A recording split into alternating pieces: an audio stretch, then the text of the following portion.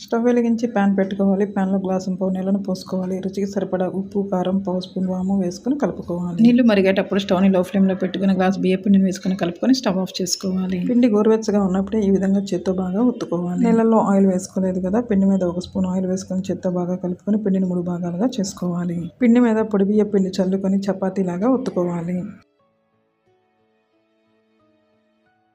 నైఫ్తో edges cut చేసుకొని ఈ విధంగా డైమండ్ షేప్లో కట్ చేసుకోవాలి.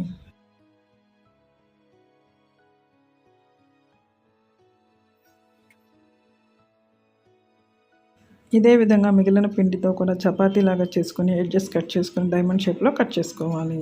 స్టవ్ వెలిగించి ప్యాన్ పెట్టుకోవాలి. ప్యాన్లో డీప్ ఫ్రైకి సరిపడా ఆయిల్ పోసుకోవాలి. ఆయిల్ వేడెక్కిన తర్వాత డైమండ్ షేప్లో కట్ చేసుకుని వీటిని వేసుకొని డీప్ ఫ్రై చేసుకోవాలి. 2 వైపులా వేగిన తర్వాత తీసి ప్లేట్లో పెట్టుకోవాలి. ఇదే విధంగా మిగిలిన వాటిని కూడా డీప్ ఫ్రై చేసుకోవాలి. నూనెను పీల్చకుండా కరకరలాడుతూ ఉండటం వల్ల వీటిని పిల్లలు చాలా ఇష్టంగా తింటారు.